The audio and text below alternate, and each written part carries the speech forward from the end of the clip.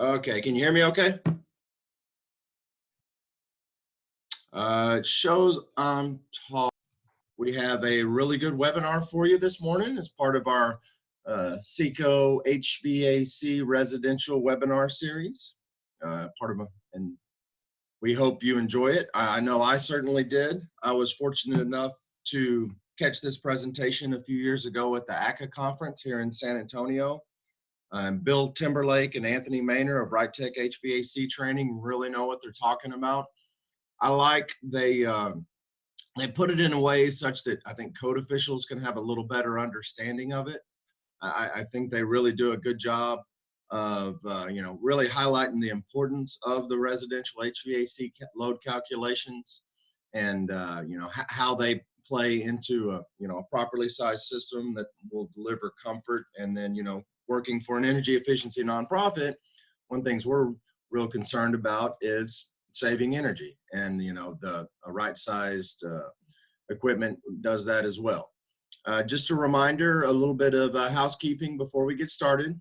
For those inspectors needing ICC CEUs, you'll get a course evaluation, and that'll come with a PDF of the presentation. I have a few other HVAC resources for you that you'll get in the email. Answer the course evaluation and you'll get your ICC CEUs. Now, it'll probably be first of next week before we get those out. Now, the ICC's preferred provider website portal hasn't been working the last few days, so I haven't been able to get a course number for this yet, but I'm sure they'll get it fixed in the next day or two. So it'll probably be first of next week before those go out. And also just a reminder, any energy code related assistance that you guys need, I'm happy to help. I've also been doing a lot of field training. Actually, the Chief Compliance Officer with Texas Department of Licensing and Regulation met me down in McAllen yesterday, and we did a 2-hour HVAC, JS&D kind of overview presentation, and then we met in the field and did 2 hours of field training. And PowerPoint presentations and webinars are fantastic, but there is nothing like actually getting on a job and walking a job together. We had about 40 folks on a new residential construction site, and the recovering building official in me can't help but we looked at everything: plumbing, electric, mechanical, structural, framing, and then of course, most importantly, tying it back, at least from Spear's point of view, is that building thermal envelope. So we looked at the insulation details. So, and then I can register that field training with ICC as well. So any inspectors that are on the webinar today, if you would like some field training in your jurisdiction, please let me know. I'd be happy to join. I would ask that, I'm allowed to invite the neighboring jurisdictions so we can have multiple inspectors on the job. It's always good to get different perspectives, and ultimately, the 1,000 things I know as an inspector are a little bit different than 1,000 things another person will know, and getting those divergent opinions and eyes and knowledge bases on residential construction in the field, I really think provides some invaluable training. And I know this webinar this morning will as well. So with that, I will turn it over to Bill and Anthony. Bill and Anthony, you're live. Hi, Jason. Thanks for the intro. Again, I am Bill Timberlake with Right Tech Training, and I'll get to the next slide. But the whole thing today is based on load calculations for homes and then the proper sizing as well. Okay, so I am Bill Timberlake. I'm a licensed engineer up in North Carolina. My background was I spent 24 years in the U.S. Navy doing engineering for the Navy. I was very blessed that the Navy sent me through college and kind of took care of me. I joined when I was 17, but I kind of got groomed up through the Navy.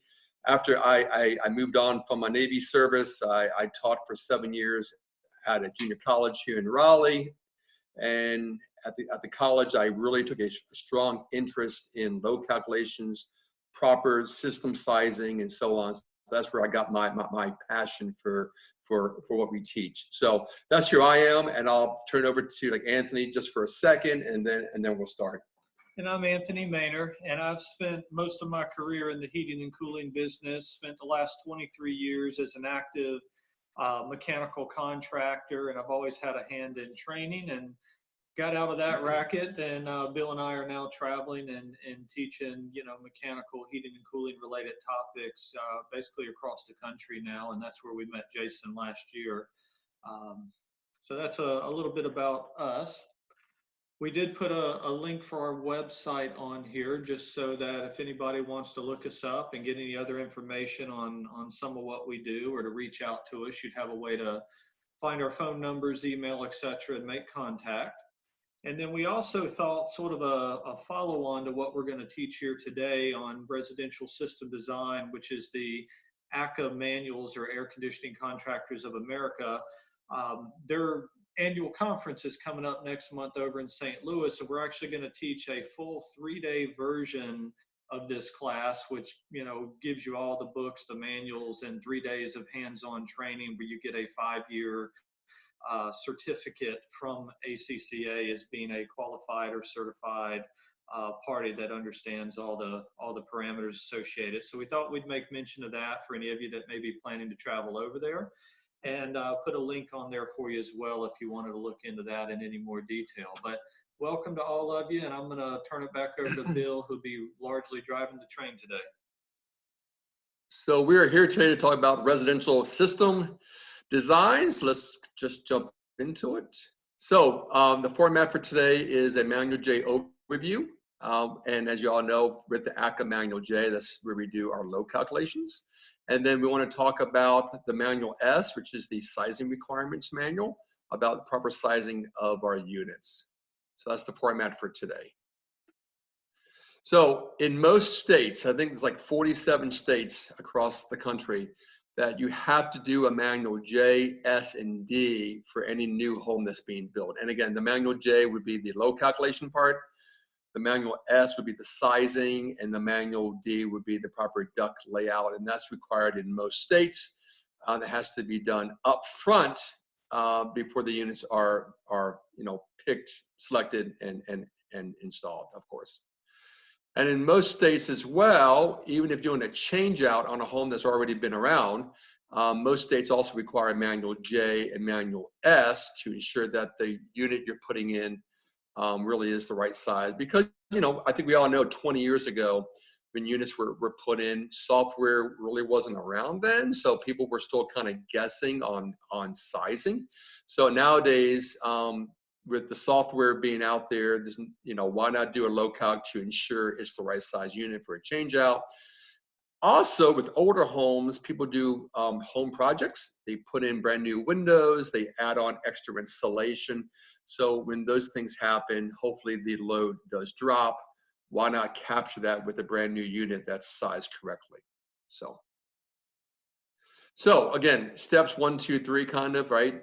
Steps 1, 2, 3 are our Manual J, S, and D. So I just want to make sure that we all see that again.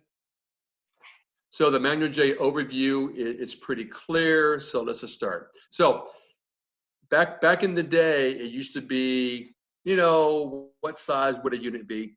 What was the rule of thumb? But nowadays that's no longer allowed. Back in the 70s, 400 square feet per ton was kind of typical. But nowadays we know that's not even close. So it is a code requirement that you have to do a load calc. You just can't guess anymore. And why is that such a big deal nowadays? Well, things have changed. Homes are so much better than they were 20, 30 years ago. So windows are much better. Low E windows, shading factors with porches and so on. Even with like skylights, do I have skylights or not skylights?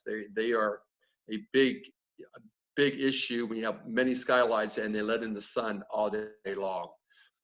Better insulation values. Back in the day, R11, R13 for the walls was typical. Now it's R15 in most states, especially in a climate zone 4 or higher. Duct insulation used to be R4 and then R6, and now most flex duct is R8. So those things have changed. So make a long story short, homes are better, and nowadays getting 1,000 to 1,200 square feet per ton of cooling is not crazy anymore. So what is a load calculation? Well, it's basically what is the heat gained in the summer and the heat lost in the winter. So it's really trying to build a model of the home to figure out the heat that you're gaining and the heat that you're losing so you can size the proper units. And it's based on many factors to include what's in the walls, types and numbers of windows, the R values, even like the orientation on the lot is important. A house facing due north is typically a lower load than a house facing maybe due east, based on how the sun hits the house and things like that. What is comfort? Folks pay a lot of money to be comfortable, but comfort isn't just temperature. I think most homeowners think it's temperature. What temperature is my thermostat set at? But it's temperature and relative humidity is how dry the house is. And that's what air conditioning does. It conditions the air. So comfort really is temperature and humidity. And I got this chart from a heating and cooling textbook back at the college, and it kind of shows a box that if your temperature and your humidity is within this box, you'll be comfortable. If I took a bullseye of that box, it looks like I'll be around 77 degrees, and 45% RH would be a typical summer where I'm comfortable. And folks were telling me, well, Bill, 77 is too warm. And I'm like, well, it can be too warm if your relative humidity is high, but if it's low and it's dry, it actually feels pretty good. So for manual J though, just to be clear, for manual J, we base it on 75 and 50. So 75 Fahrenheit, 50% for relative humidity is what we do our manual J's, just so you know. And that should be the benchmark for everybody's load calcs is those two parameters. And for wintertime, it's 70 degrees and a minimum RH of 30%. Just so you know, typically it's the cooling part that gets most people stuck, but just the heating parameters are 70 and 30. So heat loss, heat gain. I like this picture. It kind of gives like a nice big picture of what's going on. When it's cold outside, your house loses heat, even though you're trying to maintain that temperature of like 70 degrees. And in the summertime, of course, it's hot outside and you're gaining heat and you're trying to maintain the indoor temperature of 75 degrees. I based this slide on Raleigh, where I live, and I know folks on this phone call are probably calling in from Texas and Oklahoma and everywhere. So I just based this slide of me living here in Raleigh, North Carolina. So in Raleigh, we base our winter temperatures on 23 degrees. I have to imagine where you guys are, it's maybe a little bit warmer, but maybe not by much. But at Raleigh Airport, Raleigh-Durham Airport, those are my temperatures. And again, I get those from the manual J, table 1A. And if you have software like I do, and I use RightSoft, when I use RightSoft, then if I put in the city, it tells me the temperature I do for my winter time. So it's 70 and 23 when I'm looking at, and I think we all know that I'll have heat loss, and heat then will be going out of the home. And if the house is well insulated with good windows, then you can minimize that heat loss. And that's the bottom line, is trying to minimize heat loss. So maybe your units can be smaller. And in the summertime here in Raleigh, we use an outside temperature of 92 degrees. Again, in Texas, I'm sure it's warmer. And again, I got that from the Manual J book. So again, it's a Manual J table 1A where you get those temperatures for every city here in the US. And in this case, I will be gaining heat. So it would be a heat gain. And in the summertime, summer months, you'll be gaining heat through your house. And again, the goal is to have good windows, good insulation to minimize that heat gain. So hopefully your unit could be smaller for cooling. And again, you have the sun. So I got a little red star about the sun, that the sun is a big factor in the summer as well, of course. So folks are always asking me, well, what does it mean by choosing the right temperature and what do I do? So this is straight from the Manual J. It talks about what are my definitions on partial conditions, extreme conditions, and design conditions. And of course, since we're doing this Manual J, I think you know that we're going to choose which one? The design condition. So in Raleigh, that's what I would do if I was in Raleigh. So I would choose Raleigh for the Raleigh Airport. The design condition is based on the 1% average and the 99% average. What does that mean? It means only 1% of the time it's going to be hotter than 92 degrees. And 99% of the time it's going to be warmer than 23 degrees. Or you could say only 1% of the time I'll be colder than 23 degrees. So it's pretty much, those are the benchmarks that all the experts agreed on, and that's what's in the Manual J book. If you look at the numbers, it's pretty amazing that if you think about it, only 1% of the time I'll be above 92 degrees in Raleigh, if I was in Raleigh doing this, which only really correlates to about 88 hours a year. Kind of interesting. And only about 88 hours a year, I would be colder than 23 degrees. Why am I showing this slide? Because I think it shows that 98% of the time, I'll be right in that middle band. And that middle band is why we do what we do. We try to make sure our units aren't too big, aren't too small, so we can cover that middle ground. And that's the thing that I want to stress is we're trying to cover that middle ground here and not try to base our units on something bigger than what's needed. So why don't we make it hotter when we do our low calcs? Because we would be doing it for maybe what, 1, 2, 3, 4 days of year, and then our unit would be too big for all the other days. So we never want to do that.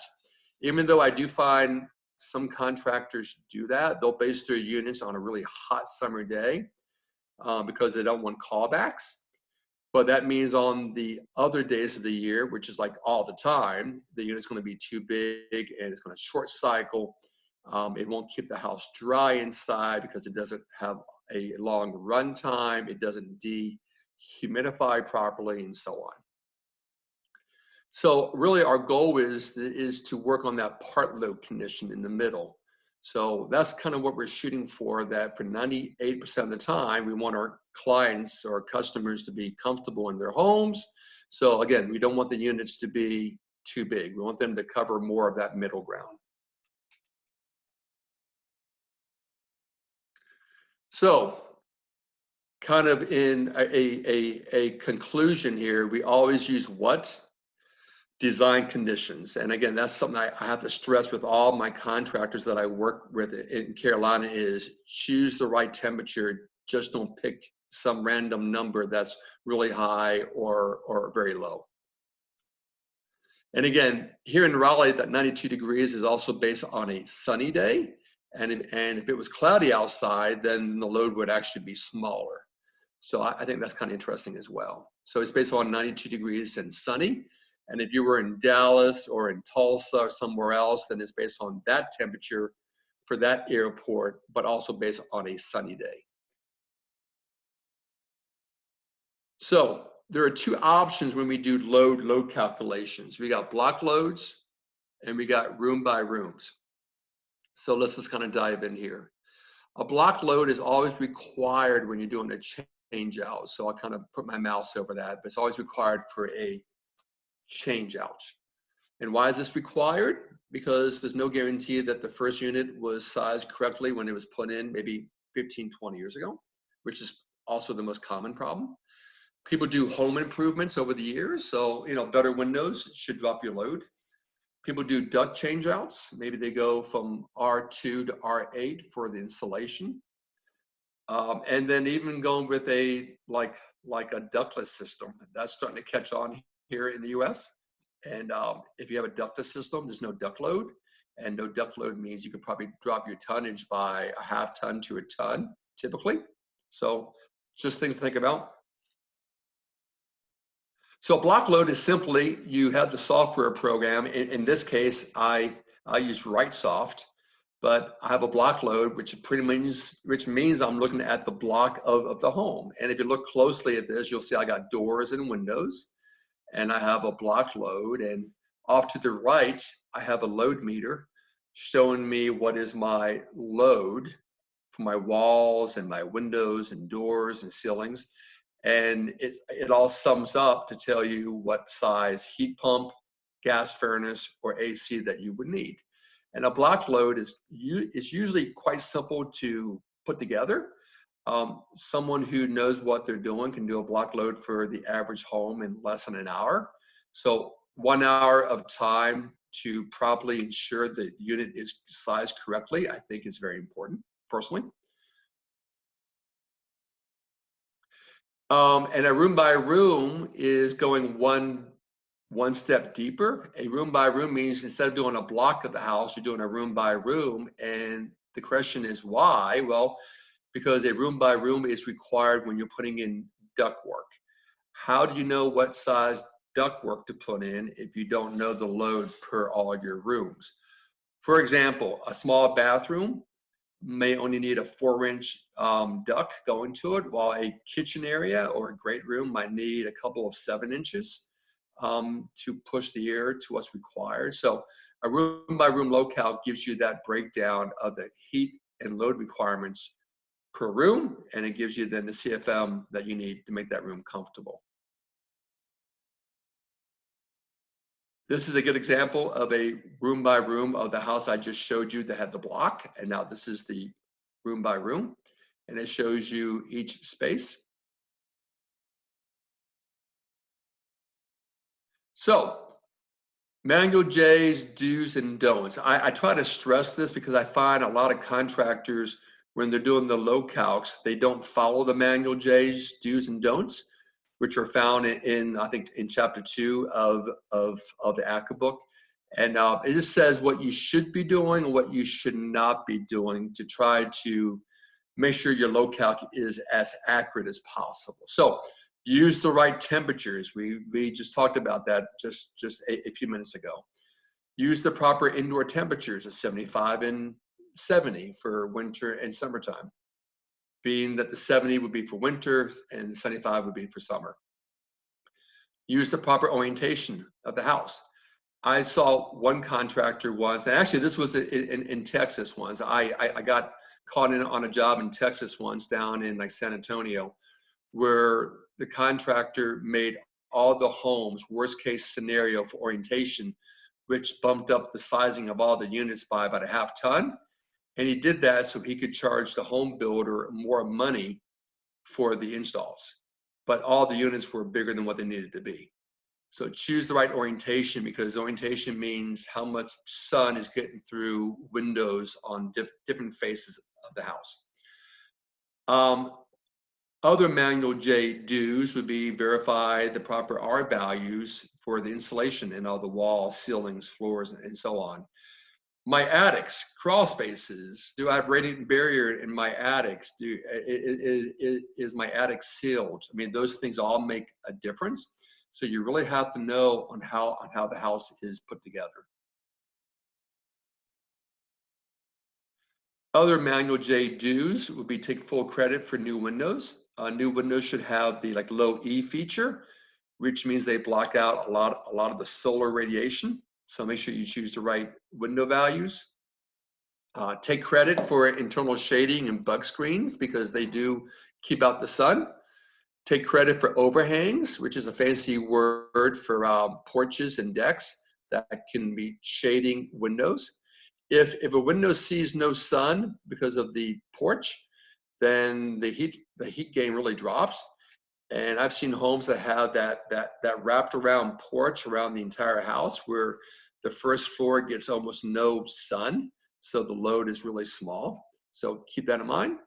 Take credit for proper duct sealing and proper duct R values and where the ducts are located. You know, ducts that run inside a house have no loading, while ducts that run through a vented attic have a very high loading. I think we all know that attics can be 140 degrees in the summer and they take a beating on the ducts. But if I had ducts running through a basement or inside the home, then there's no loading. Internal gains. Make sure I don't put in more people than I have the number of bedrooms +1. Make sure I don't put in 2 or 3 kitchens if I only have 1 kitchen load. I've seen contractors bump up their internal gain, you know, lighting, TVs, kitchens, just to make their load appear bigger. So some of the manual J's don'ts would be, do not base your low calc on record-breaking days. Yes, we all know that it can get really hot sometimes for 2 or 3 days, but you don't base your AC unit on the hottest day within a 10-year period. Again, you do it on the 1% and the 99% measures. Do not add safety factors throughout. If you keep on adding safety factors and start fudging numbers, then your low calc's not worth anything. Don't use crazy indoor temperatures. Like, you know, a client says they like to keep their house at 65 degrees. Well, keeping your house at 65 degrees means your unit's going to probably double in size. Not very practical. And most folks don't do that, but they just tell you that. So don't do that. And again, don't assume that people don't put up shades and drapes and curtains on their windows, because they all do. Other manual J don'ts is, again, assuming worst case scenario for the house orientation. Maybe like reducing R values in walls just to play it safe. Don't assume extra people in the house. I had one client tell me once they throw a big party every year on the 4th of July, and she wanted her home to be able to cool down for 40 people. And the house was a 4-bedroom house. So I'm like, okay, 4 bedrooms is usually 5 people because it's the number of bedrooms +1. So you want me to go from 5 people to 40 for this once a year party? And of course I told her no. Don't add extra internal gains, and don't assume you don't know anything about the ducts. You have to know where the ducts are, the R value, the layout, and so on. Whoops. So when you do all this work to do a manual J low calc, you do all this work, you only get 3 output values. You get the heating load, and then you get the cooling sensible and the cooling latent. So those are your only 3 outputs you get when you do a low calc, 3 values. And when you do a low calc properly, you get the 3 values, and the units, which is important, the units will be in like BTUs per hour. And of course, when you buy your gas furnace, you're buying a 40,000 gas furnace or a 60,000, but what are you really buying? Well, 40,000 is really a 40,000 BTUs per hour gas furnace, or a 60,000. And then if it's maybe 82% efficient, or 92% efficient, or 96% efficient, then you get the output. And for cooling, there's 2 parts for cooling, a sensible and a latent load. So keep that in mind, and those 2 things added together will give you the total cooling. So sensible gain and latent gain together gives you total cooling, and that's how units are sold. So for example, a 2-ton unit is approximately 24,000 BTUs, but of that 24,000 BTUs of cooling, it's usually a breakdown of a 75-25% ratio. So usually about 75% sensible and about 25% latent. So just some ballpark numbers for you. So on the house I just showed you earlier, the block load and the room by room, these are the values I got for this particular house. And the heat loss was 19,400 BTUs per hour. And the sensible gain and the latent gain was a 13,640 for the sensible and 2,638 BTUs per hour for latent. That is how you would do your low calc. Those are the values that you would get from a low calc. And again, This is the house that I'm doing. I just want to give you a bird's eye view. This is the house that I had done. And I only did the first floor. So first floor only. And the first floor was about 1,700 square feet, which if you think about it, and I'll back up a slide. This house was 1,720 square feet for the first floor. And these are the numbers that I got. Those numbers are pretty low, but this is a well-built house. It's a modern home with R15 in the walls and R38 in the ceiling. It has really good low E windows. And if you notice too, the first floor has a really good shading factor on the first floor windows. So the first floor windows don't see a whole lot of sun. And this is the loading that I got for this house. And you can see the loading is really small. And again, if I took this manual J output, this is what I end up having for this particular house. Now you're probably looking at my values and saying, wow, these are small values. And that's, I mean, this house is quite large, right? I mean, it's 1,720 square feet for the first floor. And the output I get from my RiceSoft is smaller than maybe what I would have thought. But again, it's a modern home built with high-end products. Looking at the total cooling, I think some of you are probably jumping ahead and thinking that the unit is going to be probably what, like a 1.5 ton AC? And the answer is yes. And we'll talk more about that later. But this house did turn out to be a 1.5 ton system for cooling. And the gas furnace became the smallest gas furnace that we could find. Let me be transparent on this house real quick. This is a house that on day one, the units got put in and they were grossly oversized. The contractor did not do a low calc. So on day one, the contractor put in a 2.5 ton unit for the first floor, which was about 30,000 for total cooling. And you can see here, we only need about 16,000 for total cooling. So it's like on day one, the contractor put in a unit that was almost double the size that was needed. And that's how we got called in to be the third-party experts. We came in and we did the low calc, and we said, yeah, the 2.5 ton is too large. It needs to be a 1.5 ton, and it made a big difference. But let me just keep on going here. So when I came in to do the low calc as a third-party expert, these are the things that I do when I'm doing my big picture steps. I do an on-site survey.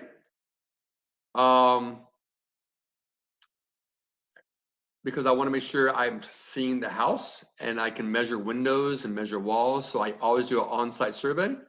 I take pictures, a lot of pictures. So when I get back to my office, if I get stuck or if I maybe miss something during my survey, I got pictures. I use RiceSoft for my software, so I draw it out. And then my last step is I QC my work. I want to make sure that whatever I put out there as my results, they are accurate and proper. So those are the 4 steps that I do, and I want to really stress the survey. I don't know how anybody could do a low calc without doing an on-site survey. Now there is one exception here. If the house has not been built yet, it's still on drawings, it's still on blueprints, and it's not been built, then of course I would do the low calc based on the drawings, based on the orientation of the house sitting on the lot, and so on. That might be the only exception when I just can't do a survey. Again, I'm using this house as a model. So if I did a low calc on this first floor, I would do all the tricks of the trade to make my life easier. I will say in North Carolina, we have really good property records. We have really good tax records. So here in North Carolina, for this house right here, I can go on the tax records and I can bring up the house. And why am I showing you this? Because I know that every county is different, but most counties have pretty good tax records, and we could see the footprint of the home. So when I get ready to draw the house up, I got all the measurements I need. It tells me the year the house was built, a lot of good information on the tax records to help me produce a very accurate load calc. If I don't have tax records, Then I have my trusty laser pointer, and I get out my laser pointer, and I can measure and do that as well, of course.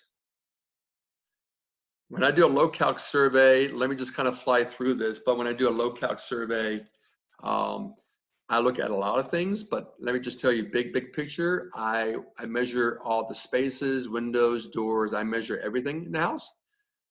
I get the orientation. I spend time on the windows. I got to pick up a few things on the windows, and that's primarily for new construction. I have to know the U value and then the solar heat gain coefficient value. And that's going to be on that that yellow sticker or white sticker that's on the windows. And those windows are going to be what's called like an NFRC rating, and that's important to look for the stickers. When I survey a home, I look at ducts. I look at insulation values. I look at whether if I have issues with with infiltration, if the home is bringing in ventilation, fresh air. So the infiltration can be a little subjective without doing like a blower door test, but I just gauge the house as best as possible. But a modern home should be semi-tight to tight. Older homes, though, this could be a problem. I look at internal gains when I survey, and of course, I look at even house color, roof color, because a darker color is really bad for summertime, because I think we all know that dark colors will just absorb the solar heat, and a lighter color will like reflect. That's true for house colors as well. So on a survey, I measure a lot of things. I think you probably know this, but I measure doors, windows, everything, volume of the home. I try to note attic spaces and knee walls. Here in North Carolina, knee walls is very popular. People build a lot of second floor, third floor spaces up in their attic. So I have to note knee walls, because a knee wall is really just a fancy word for a wall that separates your attic from your living space. So I have to make sure that I know where my knee walls are when I survey a home. Again, summertime, it makes it worse. Basements. Basements is a big thing as well. Basements usually don't have any load because they're down in the ground. There's no load for a basement. So oversizing your AC for a basement could be problematic because it does not then dehumidify, and that could be a problem. So keep that in mind. I've had some contractors put in units in a basement that are based on 500 square feet per ton of cooling, which is crazy because the basement might be only maybe 2,000 square feet per ton, because again, not much of a load in a basement besides lighting, people, maybe if you have some windows for a walkout basement, but usually a basement has a very small load. When I survey, I look at doors and windows.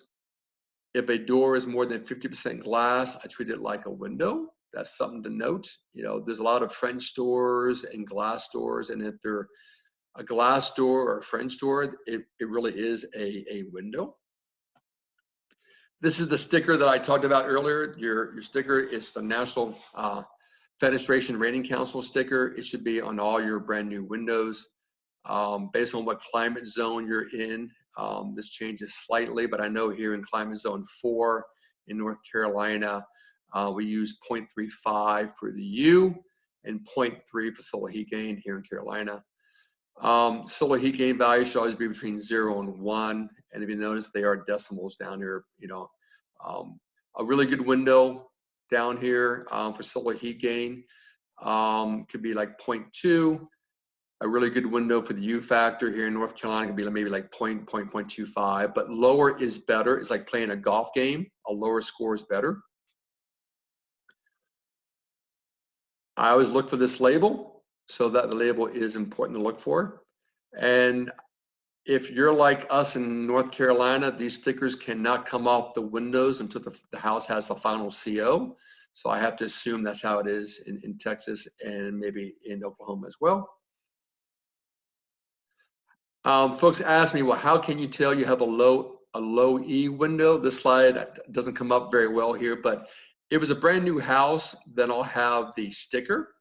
If it's an older home, then one trick of the trade is I can hold up a flashlight or a pen light up to a window, and I look for like reflections in the glass. And if the window contains low E, and I'm in the second bullet here, then one of the images would be a different color than the rest of the images. If the window does not have low E, then all 4 reflections, because it's a double pane glass, so all 4 reflections, the inner and the outer panes, will all be the same color. And so I have like a little pen light like this, and I look for my reflections. Kind of hard to see here, but I think that my next picture might be a little bit better. You kind of see here where I get four reflections here, but the one here is a little different color. And that color is where I have my low E material. And in this case, it's going to be on the inner surface of the outer pane of the window.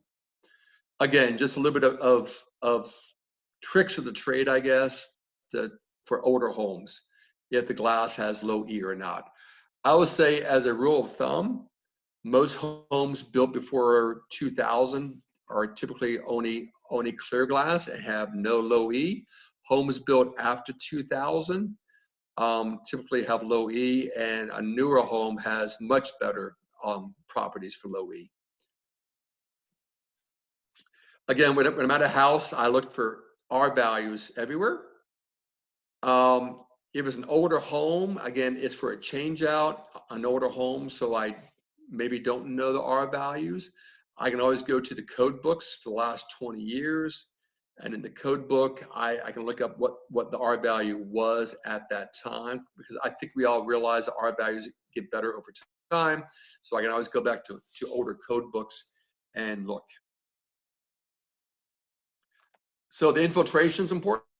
I have to know the infiltration. Again, if you're not doing like a blower door test, it's very subjective. Just keep that in mind. But I typically go with older homes as being maybe semi-loose or loose, and for newer homes being maybe like semi-tight. And those are the categories that we use in Manual J. Again, semi-tight would be for a newer home. If I had a blower door test and I had the results, I can maybe classify the home as tight. But if I had a tight house, then the question comes up is, well, maybe I need to add makeup air or fresh air.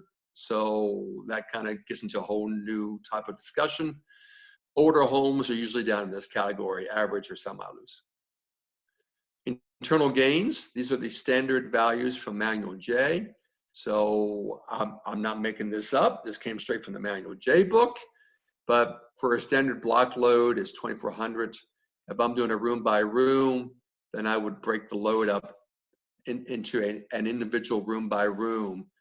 Why? So I can make sure that my duct loading is proper. Number of people will always be the number of bedrooms plus 1. Duct systems, I have to know the location of the duct system. Is it attic, crawl? Is it inside the house? Is the attic encapsulated? Is it sealed, sealed crawl space? Those things have a big factor on the duct loading. R values is important, of course. Sealing, how well are my ducts sealed? Nowadays, ducts are usually sealed very well, and in most states, they require some type of like duct blasting test or a duct pressure test. That is now required in North Carolina as well to do a duct test. And also the layout, trunk and branch or radial, all those have factors. Overhangs have factors. Makes sense, right? Because the overhang will block the sun. So homes that have a lot of porches should have a much lower load. This particular house had a front porch that blocked all the first floor windows. And it had a back porch that blocked maybe about half the windows. I think there's like 5 windows on here total. And I got about 5 windows out here roughly. So the back porch blocked about half the windows on the first floor. South side, I had 1 window on the lower level, and on the north side, I had 1 window as well on the lower level. This house is 1,720 square feet. My total cooling load, as we talked about earlier, was about 16,300 BTUs. So I think we all know it's probably going to end up being a 1.5 ton system, but we'll talk about that more in a few minutes. That's the breakdown. Okay, so when I'm ready to publish my work, I want to make sure that my work is clean. It's been QC'd. So again, I check on things like, did I choose the right house location? Did I choose the right city? Do I have the right temperatures? Do I verify that my square footages work out? Did I verify that my floor area matches my ceiling area when I do my load count? Things like that. Do I know my proper ceiling heights? Do I know my proper R values throughout the house? Did I get all my windows and doors sized correctly? Did I choose all my proper parameters for clear glass versus low E and so on? And of course, the duct details are huge. I would say this, if the ducts are running inside the house and there's no loading versus ducts running up through an attic, the size of the unit could change as much as 1 ton for the second floor unit. If it was a 2-story house with 2 units and the ducts run in the attic versus inside the house, it could change the size by up to 1 ton. So keep that in mind. So that was the Manual J overview. I think I did that in about 45 minutes. So about the next 15 minutes, I just want to do then a Manual S overview. And again, the Manual S overview will be based on this house right here, the house that we just have talked about throughout. So this is the house that I'm going to take from the Manual J part now up through the Manual S. So for Manual S, again, this is the house, 1,720 square feet for the first floor. Again, on day one, contractor X, we'll call him, put in a 2.5 ton system on the first floor. The homeowner noticed the unit was short cycling and the house was getting humid inside because it was so large, almost by a factor of 2, that it wasn't staying on long enough to dehumidify. And sure enough, the unit would run for no more than 4 to 5 minutes and turn off. I think we all know now that with the R410A and higher SEER ratings, the coil temperatures are usually around 45 to 50 degrees. It takes a while for them to start to dehumidify, and a 5-minute runtime on your unit does not give you what you need to dehumidify. Hank Rakowski is the one who wrote the Manual J book for ACA, and I had the pleasure of sitting in Hank's class about 6 years ago. And Hank was telling us in class that a properly sized AC unit should run for 12 to 15 minutes per cycle. And if it doesn't run for that long, that means it's probably too big and it's not doing its job properly. Very interesting. So again, Manual S, I do the proper load calc, I get the orientation. If you notice, this house is an east-west location. Front door was east, back door was facing due west. This is the values that we had. Manual S got revised a couple of years ago, and I know in Carolina now, we now follow the new Manual S. For us, it's been coded now for about a year, but the Manual S book did change, I think about 5 years ago, but I know most states were kind of slow in catching up, but there is a new Manual S book that came out, I believe it was in 2014, but most states only adopted it in 2018. But these are the values now for the new Manual S book, just so you know. Oversizing is limited to 15% for heat pumps and AC, and that's in condition A locations, which is typically in humid, dry, or humid places, you know, non-mountain regions. So a mountain region would be a like condition B location, where you're up in elevation and is less humid. Condition A is pretty much for 90% of the US. Most of the East Coast, I have to imagine that you would be under this condition as well in Texas.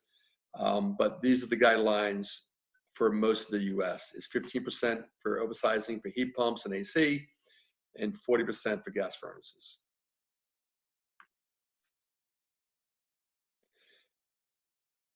Okay, so 15% is maximum, and that's Total cooling should just kind of be a broken record here. Total cooling, again, is your sensible and your latent together.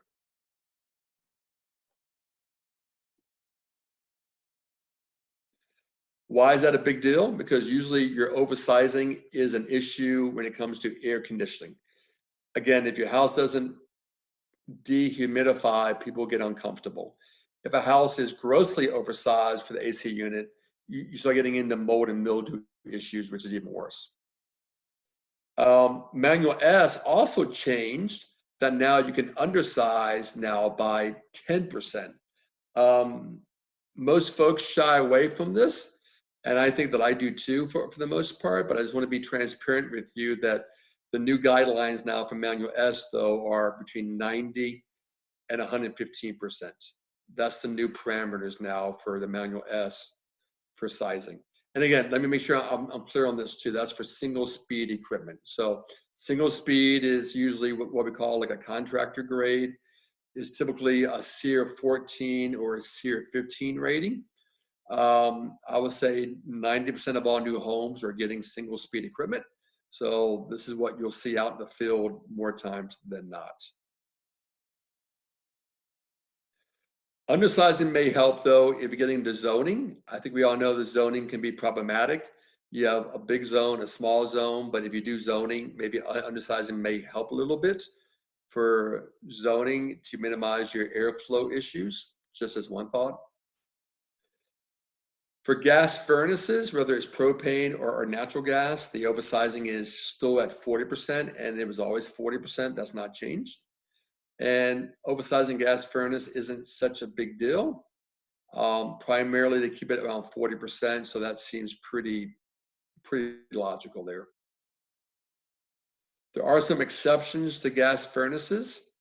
I think we all know that for small homes, for brand new homes, a load might be quite small. So there are some exceptions to this oversizing rule. And exception one is you can oversize the gas furnace up to 100% if the load was under 25,000. So let me just tell you what, let me just kind of back up for a second. If you look at this house right here, my load here was 19,400. That's under 25,000. So since the load is so small, I can now have an oversizing limit now of 100%, which is the exception one rule. There's also a second exception that you can oversize the gas furnace as big as you need to, up to 100%, if you need a larger blower for the cooling. So I think we all know what that means, that in most locations, if you have a gas furnace, you also want to put on your case coils onto the gas furnace. So you may have to match up the coils with the gas furnace. And what they're basically saying here is that pick the smallest gas furnace that you can find that still meets the blower requirements for your cooling load, up to 100%. This is very liberal. This is very generous. And this is brand new in the Manual S guidelines. These two exceptions were not in the old Manual S. This is something new that came out just recently. Also, for furnaces, maybe think about doing maybe like a multi-stage gas furnace where you can have a low stage and a high stage, and that might help you as well on getting the proper size unit in, just a thought. Now, shifting gears, if you have a 2-speed outdoor unit, so a multi-stage compressor, then the guidelines get a lot more liberal. For 2-speed, now you can oversize your AC heat pump up to 20%. And I think we know why, because with a 2-stage unit, you can go high and low stage, so it does better on tracking what's required. And if you go with a variable speed unit, the limits are now 30% for heat pumps and AC, which gives you even a little more flexibility. So 2-speed units is at 20%, and variable speed is now up to 30%.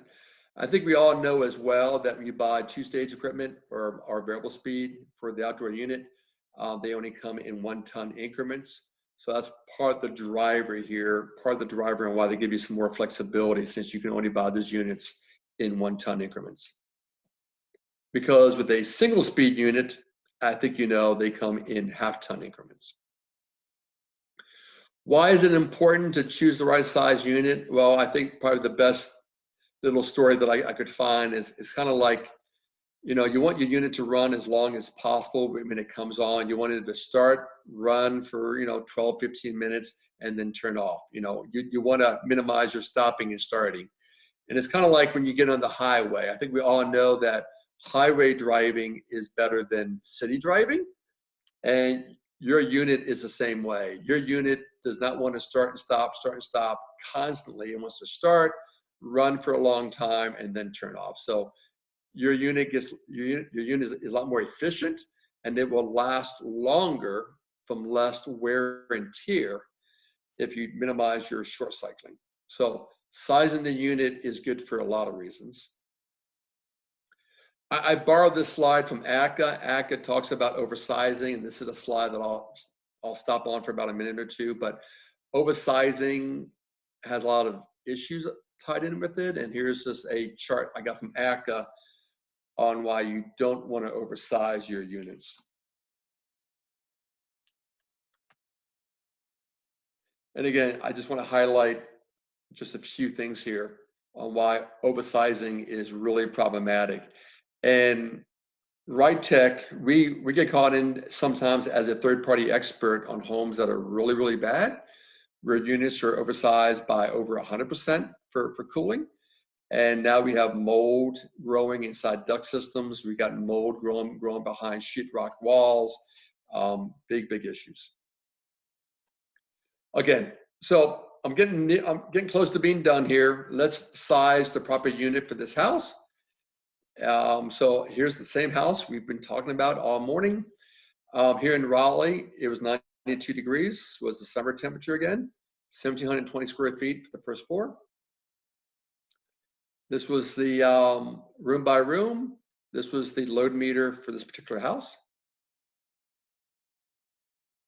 Why don't we do the heat part first, if you don't mind? But again, this right here on the pie chart is what I have here. So just kind of reinforce it. And again, total cooling would be the combination of sensible and latent. So again, heating load and cooling load. So like I was saying, why don't we do the heating part first? Because that's a simple one. So my heating load was 19.4. 19.4 is below 25,000. So if that's the case, it looks like that my oversizing limit can be up to 100% to find the smallest gas furnace possible. That's how you have to look at it, is you look at the load.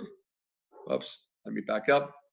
You look at the load, and I'm under 25,000. So I know my limit is 100%. Now, if I say with the old percentage of 40% or 0.4, this is what I would have to do. And I think we all know that I cannot find a furnace this small. So again, if I'm under 25,000, I can oversize by 100%.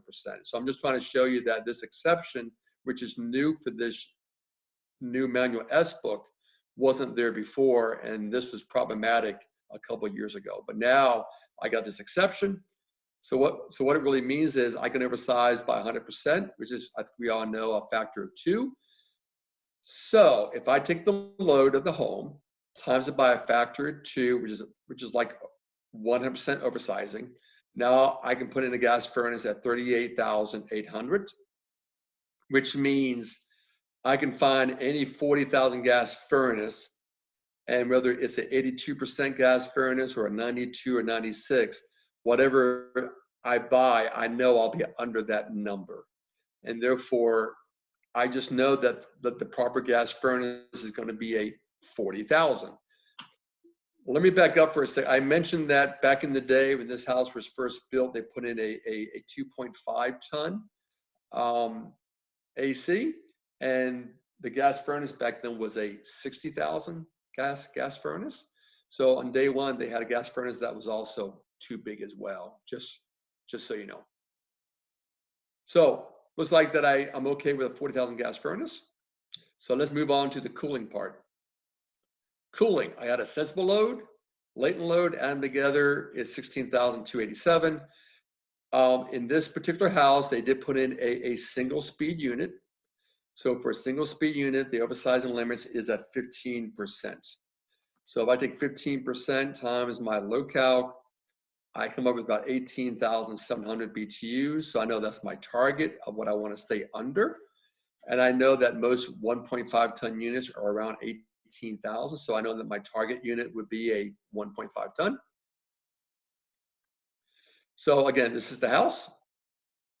If I was going to be putting in train equipment, and we do a lot of training for train, this is how they have their performance sheets, where I could bring up a unit and look at their performance sheets. This is a little clumsy because I got to do a bit of math and I have to kind of do some averages here. And I'm looking at my performance data for a unit that I think I may want to use to see if that unit works. Kind of clumsy, but some manufacturers still use the paper charts like this. What I want to show you, since our time is a little limited, but if I was going to do a paper chart, I would have to do the math and take some averages and figure out, is the unit that I'm looking at going to work for this particular house? Well, I have good news for you. Most manufacturers, to include Lennox and Trane and others, have now gone to a online portal where if you're in this case, a Trane dealer, you go on the Trane webpage, you would log in, you would click on this tab here called product like information. I would now click on the performance data for all units between a 1.5 and a 5 ton system. So it's pretty simple to follow. So what I'm doing is I'm looking for my data for units in that range.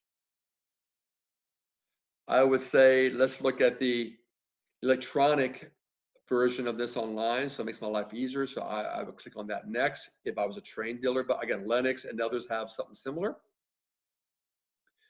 Then I would plug in what I'm looking for. So I'm looking for cooling. I put in my outdoor temperature of 92 degrees. That's pretty cool because that's what it is in Raleigh. I know my indoor wet bulb and my indoor dry bulb temperatures are 63 and 75, which correlates to a 75-degree indoor temperature with a 50% relative humidity. And when I start looking for the right unit, I limit my search from a 1.5 to a 1.5 because I know that's all I want is a 1.5. I limit, and then based on the model I'm looking for, I don't want single speed, 2-stage, variable speed.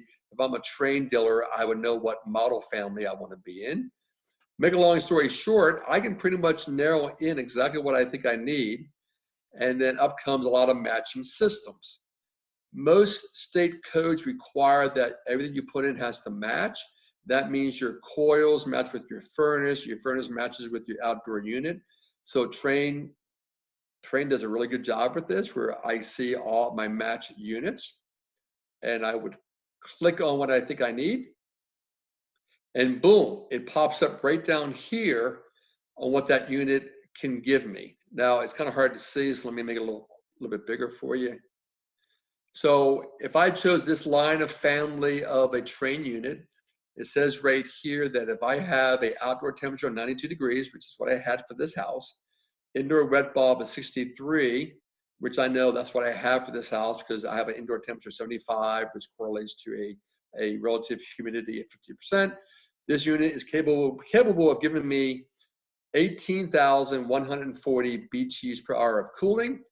And it gives me a breakdown here as well of a breakdown of about 13,820 of sensible cooling. Let me make that bigger for everybody here. So what I'm really saying is this: if I chose this unit, and really in real life, a Trane dealer, this is maybe a 5-minute type of scenario, 5 minutes, he's on this page. And I go, wow, this is what my unit gives me based on the indoor temperature. This is my sensible load. So let me make it even clearer. This unit can give me this rating for total cooling, of which 13,820 is sensible, And then the difference between these two numbers would be my latent load, which would be about 4,320. So this unit is capable of providing me this level of cooling with a breakdown of sensible and latent, which I think is really awesome. It takes all the guesswork out of choosing the right unit. So recapping here, this is what I got here, what I'm circling here, this is what I got from my load count. This is what I need to make this house comfortable. Up here, this is what I need to make the house comfortable. Down here in blue is the train unit that I just selected. So these numbers here that I'm circling came from that train web page that I just showed you. So this is what I get. This is what I need. I know my limits are at 15% because I'm putting in a single speed unit. So let's do the math. Let's do the math here real quick. The unit can give me 18,140. I need that much. I do the math. I'm oversized by approximately 11%. When I do my sensible, I'm oversized by about 1%, but I'm covered.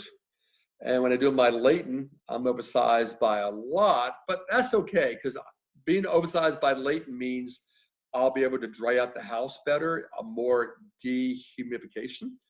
But with all that said, the bottom line is right here. I'm oversized by 11%, which we know falls within the category of being good because, again, that unit falls within 15%. So I just want to back up for a second. If 15% is my oversizing limits, and I did the math here for the unit I chose for what I need, this unit is a perfect fit. And I would say this unit is approved. And I will say this is a real life story because this is a real house in Raleigh that we did this on. We did this a couple of years ago, and I keep in touch with the clients, and they say they got the cheapest power bills on the street. Their house is always very, very comfortable inside, and they now keep their thermostat around 76, 77 degrees because they keep it down to 75. It almost feels too cold because it's too dry inside, and it just feels too comfortable. And just to be transparent, the upstairs unit had the similar issue. The upstairs unit went from a 2.5 ton also down to a 1.5 ton. So the house had 5 tons of cooling on day one, and now it's down to 3 tons of cooling. And they are comfortable, they are happy, and again, they have the cheapest power bills on the street, which is pretty amazing. So, just want to highlight real quickly that we do a 3-day seminar on this topic. What I just showed you was our Reader's Digest version where we kind of flew through this, but we teach a 3-day class for ACCA where we go nice and slow. We talk about a lot more stuff. We do some RISE-off demonstrations. We really go into some great depths on this, and that conference is coming up in 4 weeks, I guess it is. Yeah, so time is flying. So with that said, that's who we are. We are Right Tech HVAC, and at this point in time, I'll answer any questions. And again, you can find us on Facebook and also Google as well. And for those who are pretty savvy with this stuff, you can go on our Facebook page and like us if you want to like us. You don't have to, but you can. So with that said, I've been talking now for about 65 minutes, so I'm free for any questions that you may have. We have just a handful of them. Fantastic job, really good overview. In Texas, I can tell you for certain, oversizing is a real big problem. Like I said, yesterday was with our Texas Department of Licensing and Regulation, the gentleman that handles the complaints, and he estimates on average, kind of like your house there that was oversized by 2 tons. He says on average, his rule of thumb is we're about 2 tons oversized per house in Texas. We moved to the 2015 Energy Code back in 2016. And you know, there's a little lag time before the contractors really start getting it correct. But for the last 2 to 3 years, they really have been. And then unfortunately, you know, in the jurisdictions that aren't requiring and scrutinizing the manual J's, too many contractors are still just using that same old rule of thumb. I had an email from a third party guy that was brought into a house in Houston, which is humid in Houston, right? They're having mold problems in this house, Bill. 6,000 square foot, 3-story house that had 21 tons of cooling put in it. Whoa. They Crazy. sized it for their 4th of July party. It's just crazy. Do have a handful of questions. I want to, since we're running a little long, let's go ahead and get to the questions real quick. So one of them, some programs will not allow you to adjust the indoor design temperature below 75 degrees.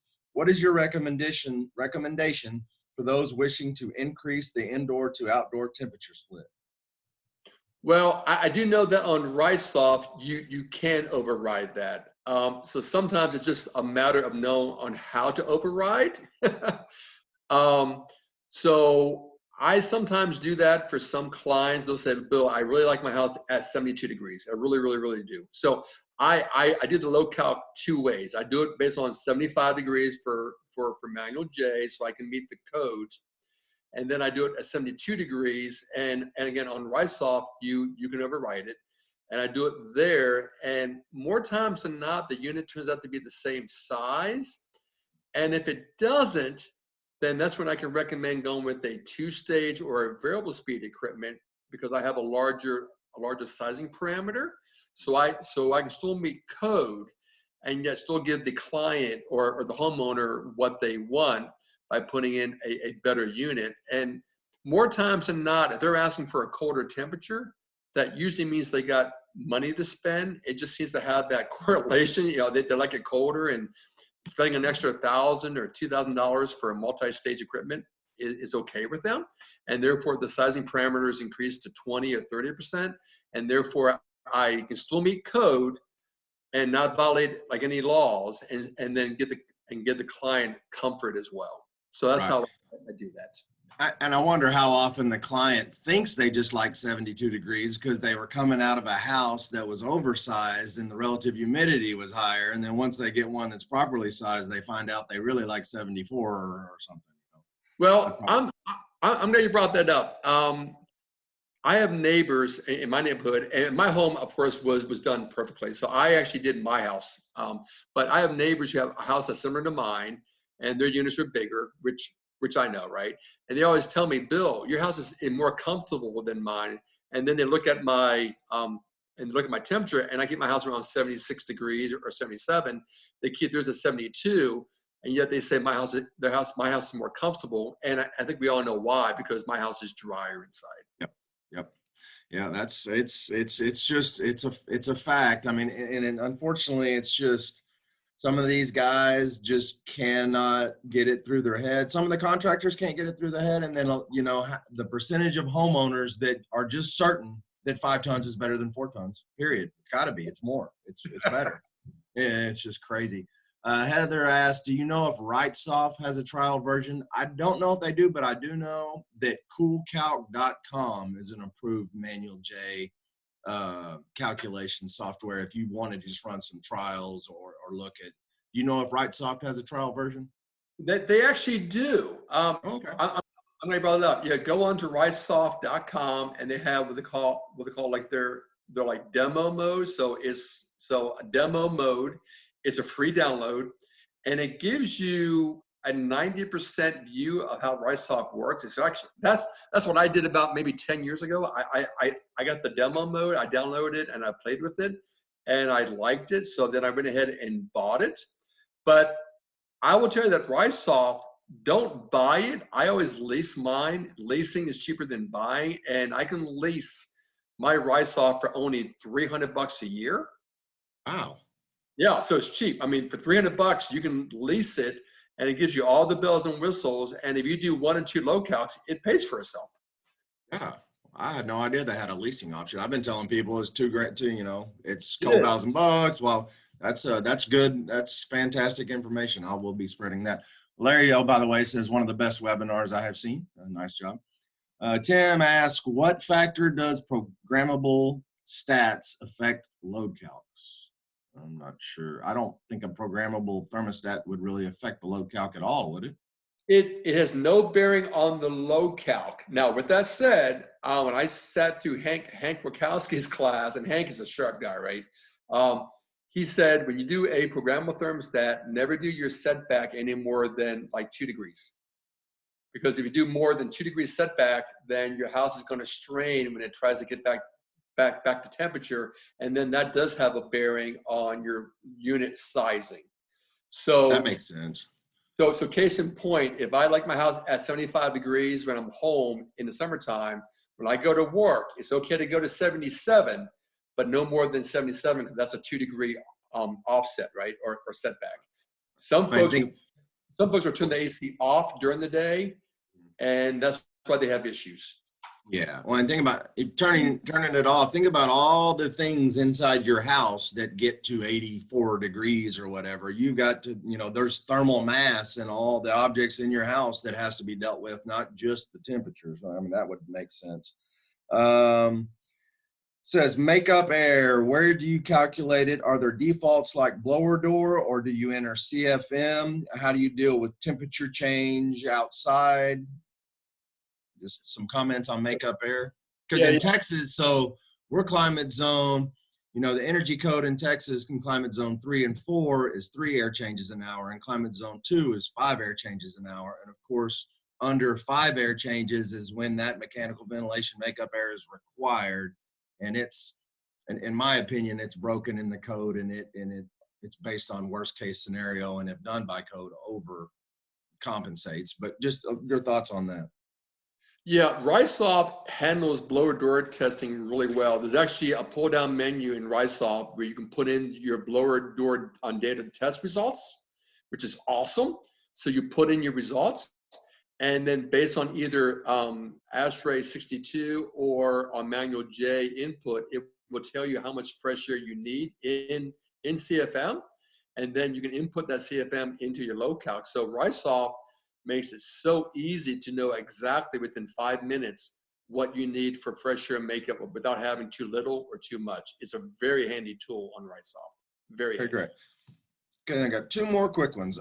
Says, would you expect supply houses to carry appropriate equipment for the area in regard to sensible versus latent load ratios?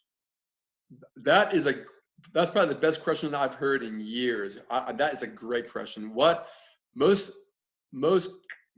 I gotta be careful here, but most supply houses don't care about this stuff. They just know a 2 tons a 2 ton and 3 tons a 3 ton. You got to dig deep in with those houses to get the data you need. So what I've learned is if you're selling whether Lennox or Goodman or Trane, you got to do the homework offline usually. And then you tell them what model number you want. You tell them what you need. Don't let them choose, because they got a certain model sitting on that shelf that maybe hasn't sold in 2 weeks, and they're going to sell to you, even though it may not be the best fit.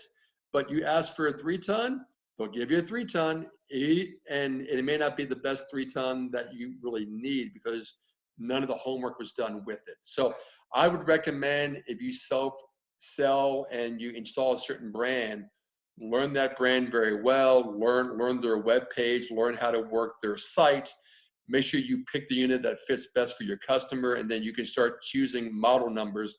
And sometimes we'll have to wait a day or 2 for a certain model to be shipped in, but I would rather wait a day or 2 and get the best fit possible. And last question, Stephen asks, what code are these calculations based on? Well, everything on my PowerPoint is purely from the Manual J book and the Manual S book. So none of this is a Bill or like Anthony thing. I mean, it's purely from the Manual J, Manual, and Manual S. Here in North Carolina, we're very blessed in North Carolina. Our code books state very clearly that you'll use ACA Manual J, ACA Manual S, and ACA Manual D for all your residential work. So in Carolina, we have a really good code book that makes it really easy to follow. I don't know about Texas or other places, but for here, it's very, very well black and white on what you do. Well, in Texas, it's, and this isn't you know, it's been in the mechanical chapter of the IRC for 30 plus years, as far as Mhm. load shall be calculated per ACA manual J, or 20 plus years. Equipment shall be selected per ACA manual S, and duct systems shall be designed per ACA manual D. But, you know, I know there's jurisdictions that most of them, the vast majority of them, don't require it. And so if it's not required to be turned in, the vast majority of our HVAC contractors in the state are still using rule of thumb. Fortunately, I've been able to talk a few jurisdictions over in my 5 years with Spear into actually requiring the JS&D and picking a few items to scrutinize, you know, on it.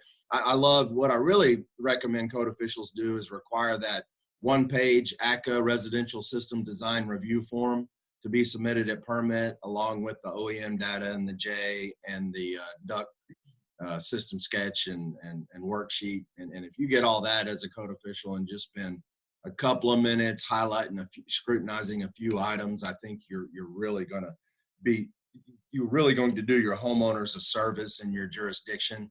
It's just, change is tough. And, you know, it's, you know, 20, 30 years ago, that 500 square foot per ton rule of thumb might have been okay here in Texas when we, you know, had less insulation and poorer windows, and we didn't know how leaky the houses were, and we didn't test our ducts. But, you know, now, you know, every new home should be duct blasted and lower door tested, and, you know, meeting the 2015 Energy Code thermal envelope requirements. So that 500 square foot per ton rule of thumb is really just, it's causing mold issues all across the state. And it's just because the too many HVAC contractors don't trust these. But I'm telling you folks, they work. I think Bill gave an excellent overview of it today. And you know, you can talk to folks that do it 100% by the book. And I love your real world example of that house going from 5 tons to 3 tons, and they've got the cheapest utility bill on the block, and their house is the most comfortable. I mean, it works, folks. But if you're not requiring it as a code official, you know, nothing will really change. So I certainly encourage all of y'all to require it. With the course evaluation, you will get some mechanical code references and resources, and there will be a hyperlink to that ACA residential system design review form that I just mentioned. A fantastic resource. I would encourage all of y'all to require it at permit.